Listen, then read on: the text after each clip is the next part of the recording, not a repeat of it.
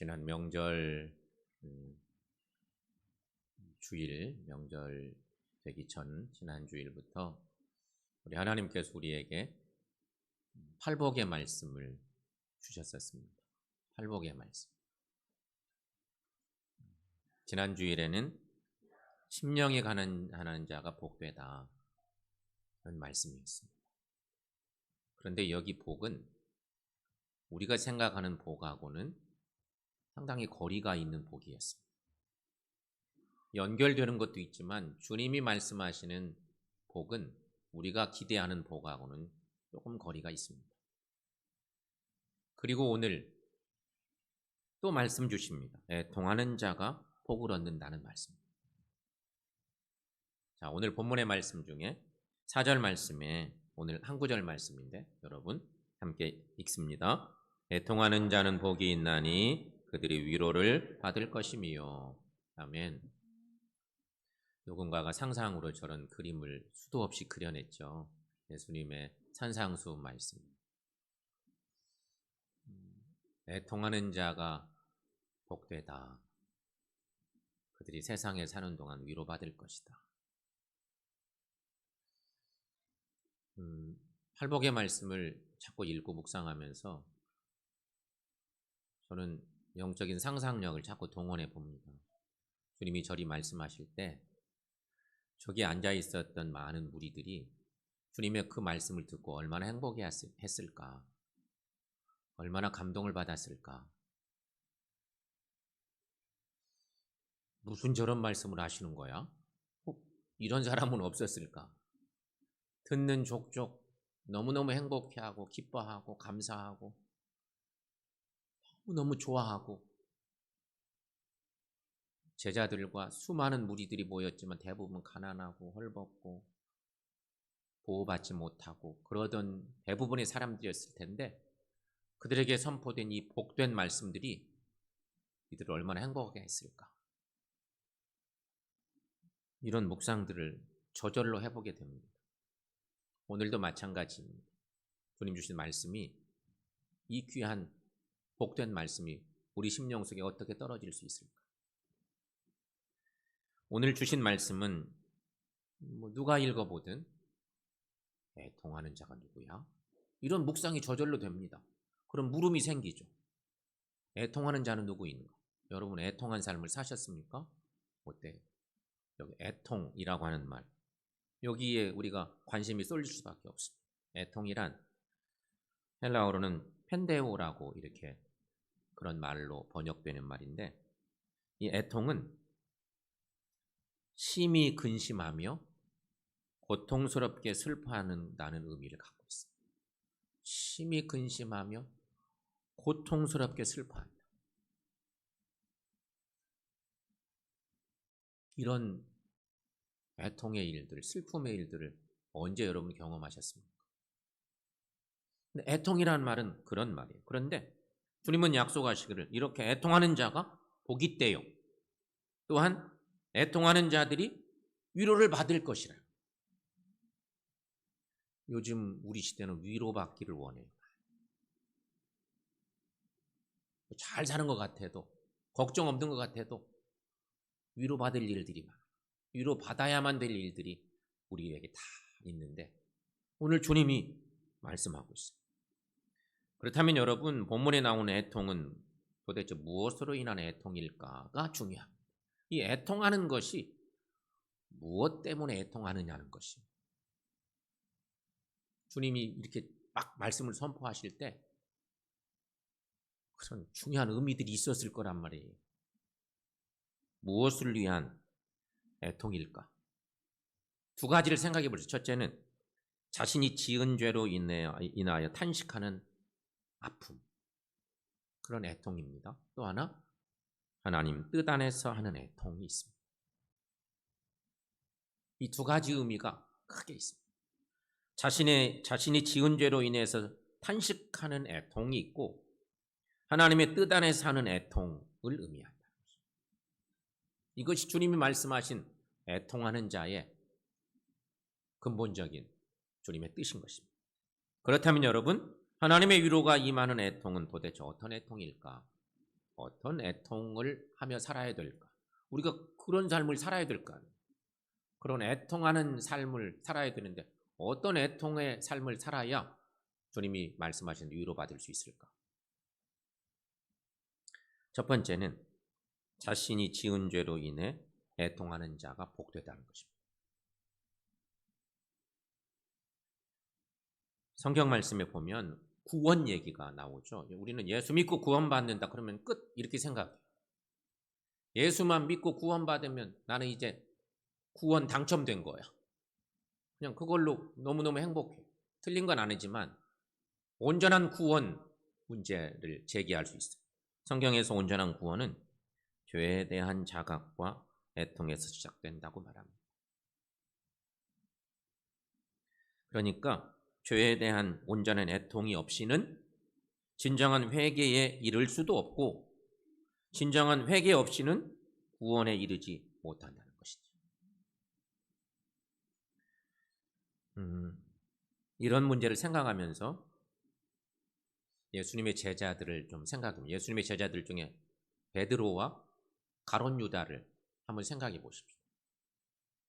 예수님이 12제자, 주님이 이 땅에 오셔서 공생의 사역을 시작하실 때 12명의 제자를 뽑으셨어요. 우리는 12제자 같은 삶을 살고 싶잖아요. 12제자 중에 베드로와 가롯 유다. 예수님의 제자들을 12를 뽑아서 주님이 훈련시키실 때 훈련 받으면서 누군가는 훈련을 잘 받았을 거고 누군가는 훈련을 잘못 받기도 했을 거예요.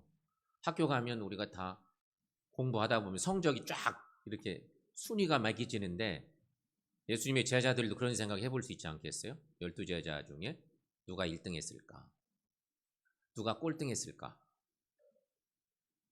모르겠지만 성경의 여러 가지 사건으로 볼 때 상식적으로 베드로는 수제자라고 하니까 1등 했을 가능성이 높고 가롯 유다는 꼴등 했을 가능성이 높아.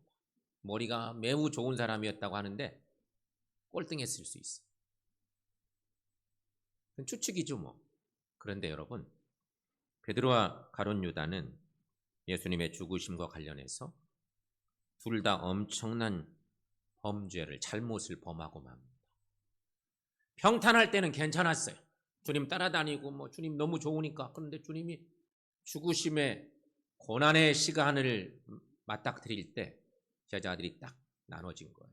그런데 베드로도 가롯 유다도 큰 죄를 범했습니다. 가롯 유다는 예수님을 대제사장들에게 은 30에 팔았습니다.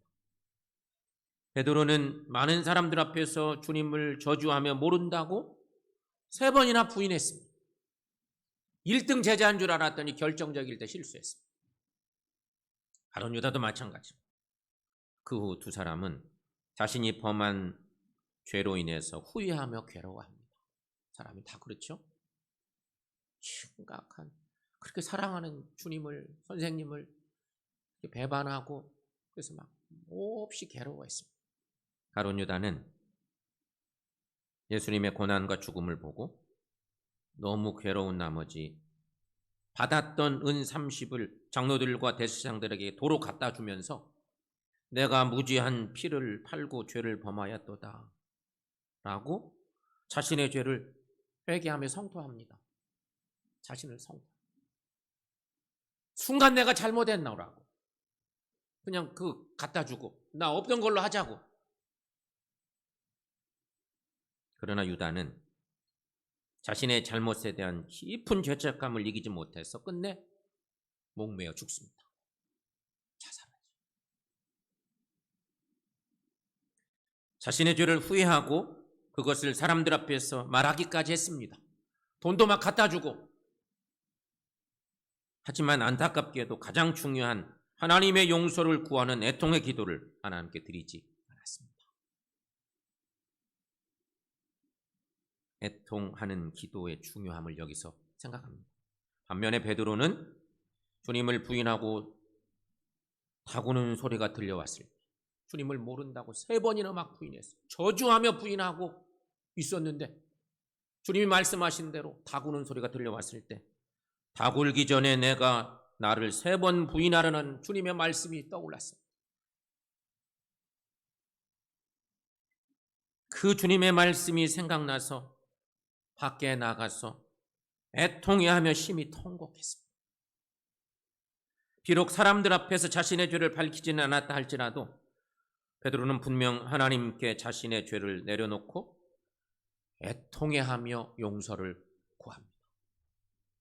똑같이 실수했지만 두 사람은 달랐습니다.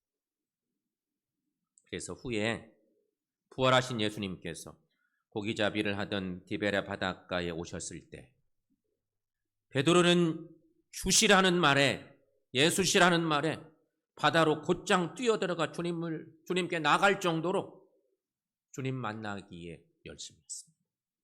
실수했기 때문에, 죄를 지었기 때문에 통회하는 기도를 드리고 주님 한번 만나보고 싶었던.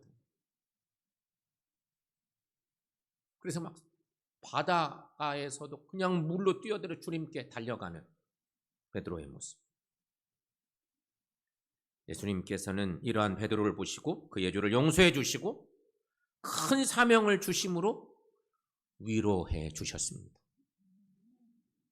그렇습니다, 여러분. 어떤 사람이든지 자신이 지은 죄로 인해 애통하며 예수님께로 나오면 주님께서는 죄를 용서해 주시고 큰 위로를 베풀어 주십니다. 시편의 시인은 그래서 이런 노래를 여기저기서 부릅니다. 시편의 말씀 속에서 확인해 볼 수 있는데 시편 34편 18절 말씀.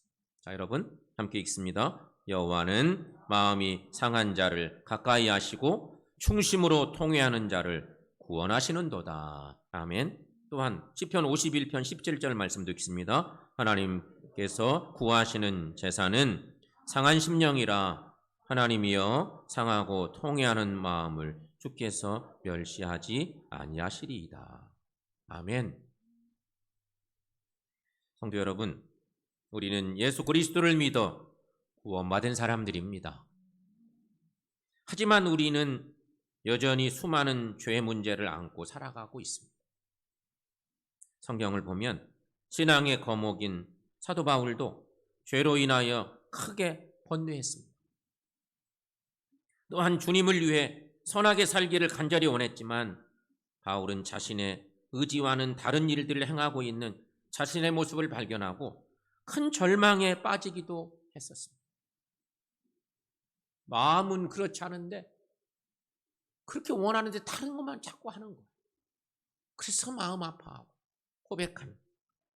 바울은 로마서 7장 24, 5절에서 이렇게 말합니다. 오라 나는 공고한 사람이로 이 사망의 몸에서 누가 나를 건져내리.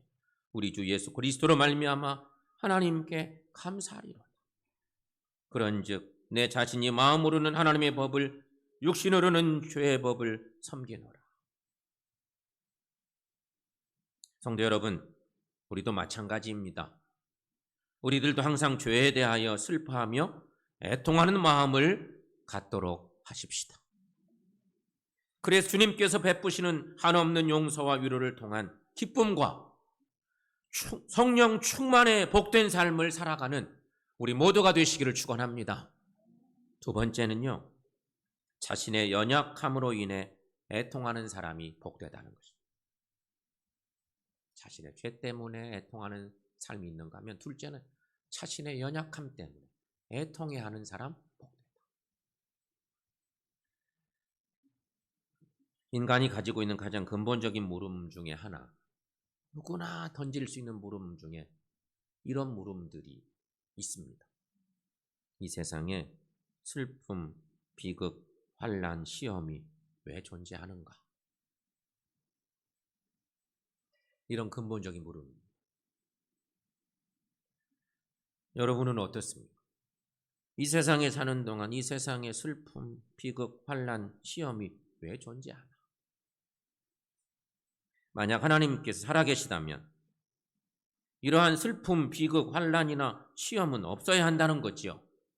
하지만 이 세상에는 여전히 슬픔과 비극이 존재하며 환난이나 시험이 존재합니다. 그러기에 사람들 중에는 하나님의 존재를 의심하는 사람들도 있습니다. 하나님이 살아계시다면 이런 일을 왜 만들어주시는 거야 도대체, 이러면서 하나님의 존재를 의심하는 사람들도 있죠. 그러나 여러분, 이것은 하나님을 잘못 이해하면서 오는 오해입니다.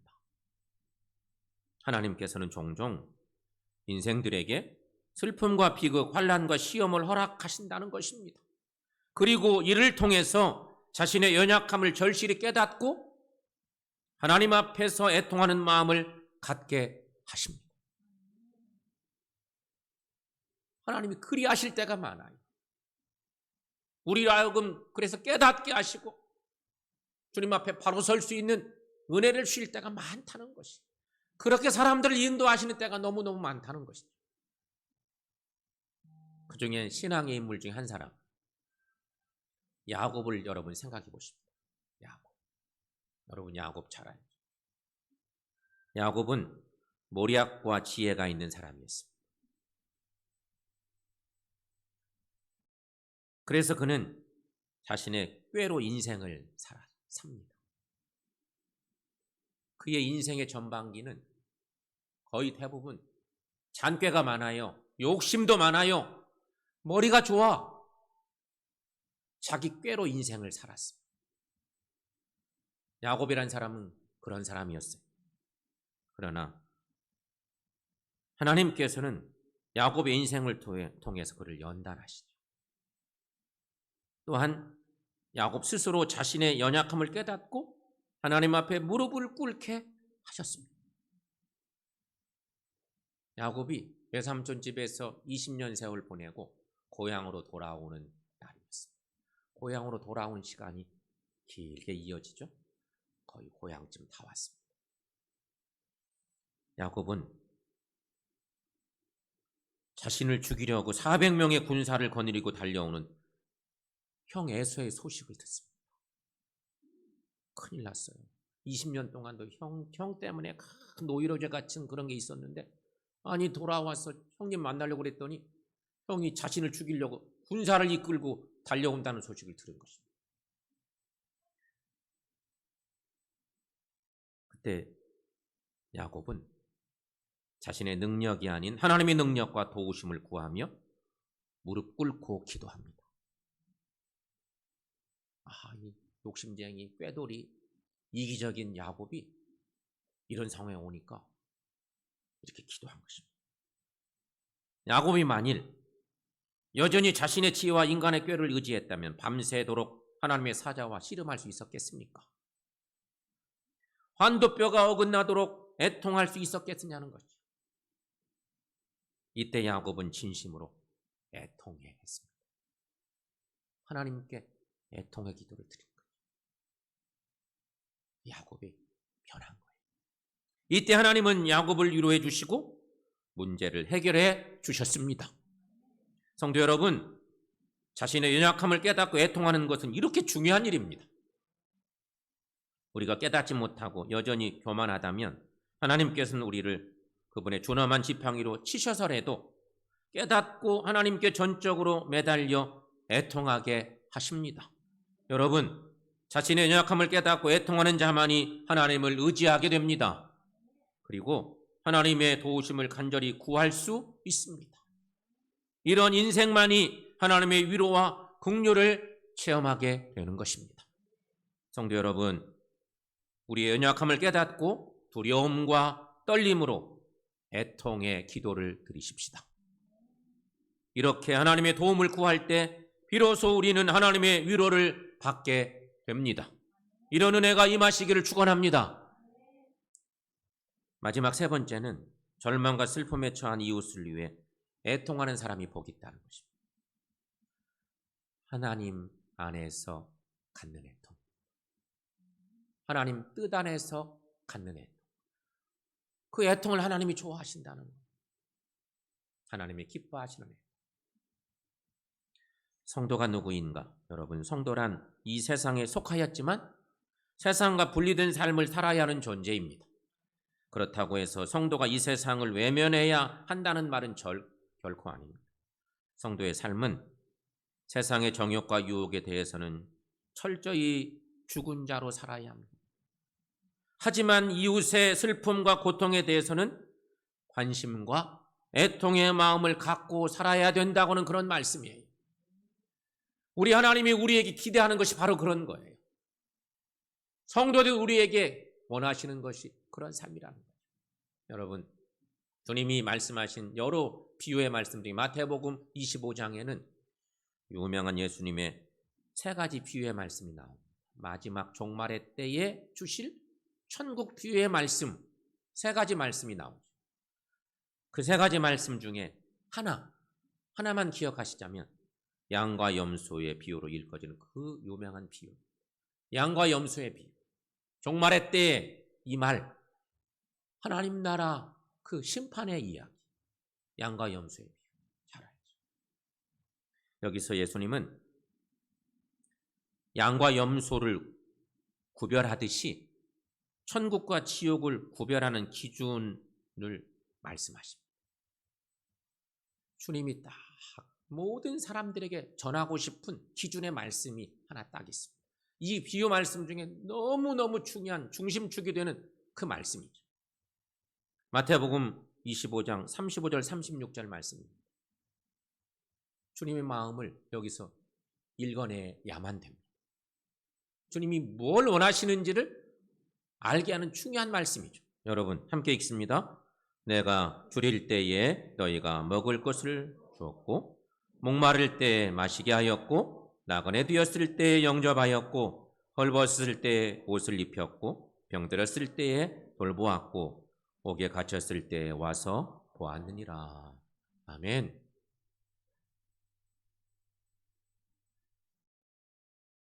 주님 주변에 있는 많은 사람들에게 이 말씀을 다 전했더니 그 말씀을 듣고 거기 의인과 악인이 구분되어 있는데 그때 의인들은 말합니다. 우리가 언제 그렇게 했습니까? 의인들의 반응은 그렇습니다. 우리는 그렇게 한 것이 생각이 안 납니다. 주님께 그렇게 한 적이 없어요, 우리는. 의인들의 반응은 그렇습니다. 그런데 악인들의 반응은 이렇습니다. 악인들은 우리가 언제 주님을 돌보지 않았습니까? 우리는 주님을 외면한 적이 없다고 생각합니다. 우리가 어떻게 주님을 외면합니까? 의인들은 우리는 생각이 안 납니다. 이렇게 말하는 반면 악인들은 우리는 절대 그런 적이 없습니다. 어떻게 주님을 우리가 외면합니까? 이런 반응입니다. 의인과 악인이 말하는 초점도 달라요. 이때 주님이 말씀하십니다. 너희가 여기 내 형제 중에 지극히 작은 자 하나에게 한 것이 곧 내게 한 것이니라. 의인들은요, 지극히 작은 자에게 너무 많이 했어요. 주님께는 한 것이 하나도 없다고 생각하는 거예요. 어떻게 저는 생각도 안 납니다, 우리는.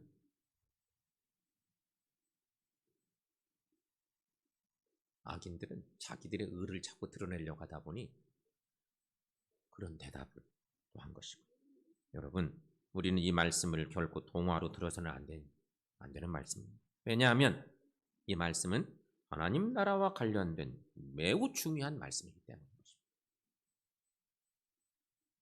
성도 여러분, 우리 예수님은 인간의 고통과 슬픔을 함께 하시고 민망히 여기시며 애통해 하셨던 분이십니다. 그렇다면 그리스도인 된 우리들도 예수님의 마음을 가지고 우리의 이웃의 슬픔과 고통에 동참해야 합니다. 그게 주님이 원하시는 그리스도인의 삶입니다. 그들의 고통을 우리 자신의 고통으로 여기며 함께 할 수 있어야 한다는 것입니다. 그리고 더 나아가 그들에게 우리가 할 수 있는 최선의 도움과 위로를 줄 수 있어야 한다. 주님은 그런 애통하는 사람을 원하신다는 것입니다. 시편 기자는 참으로 애통하는 자에게 다가올 하나님의 위로에 관해 이런 노래를 한 말씀도 있습니다. 시편에 보면 이런 말씀들이 많아요. 시편 84편 5절 6절 말씀, 여러분 함께 읽어보겠습니다. 주께 힘을 얻고 그 마음에 시온에 데려가 있는 자는 복이 있나이다. 그들이 눈물 골짜기로 지나갈 때에 그곳에 많은 샘이 있을 것이며 이른 비가 복을 채워 주나이다. 아멘. 성도 여러분, 우리 예수님은 시온의 대로이십니다. 이 시인이 그렇게 고백하고 있습니다. 예수 그리스도는 시온의 대로이십니다. 예수님은 길이요 진리요 생명이십니다. 그 주님이 시인들은 그 옛날 이 고백을 통해서 주님의 위로를 노래했는데 오신 예수님이 초림조로 오신 예수님이 많은 무리들을 모아놓고 팔복의 말씀을 선포하시면서 말씀하시는 거예요. 오늘 말씀. 오늘 본문의 말씀이죠. 주님이 분명히 말씀하세요. 애통하는 자는 복이 있나니 그들이 위로를 받을 것이며. 오늘 우리에게 이 말씀은 어떻게 다가오고 있습니다. 여러 가지로 마음 아프고 불안하고 고통스러운 시간들을 보내는 우리들인데 주님이 말씀하세요. 애통하는 자는 복이 있나니 그들의 위로를 받을 것이다.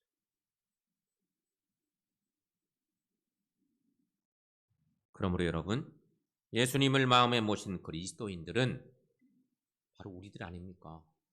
예수의 사람인 모든 그리스도인들은 나의 죄로 애통해 하시고 나의 연약함 때문에 애통해 하고 절망과 슬픔에 잠긴 이웃을 위해 애통하게 될 때 큰 위로를 받습니다. 또 우리가 말씀 듣고 세상에 나가 사는 동안 우리는 애통해야 할 일들이 또 있을 것입니다.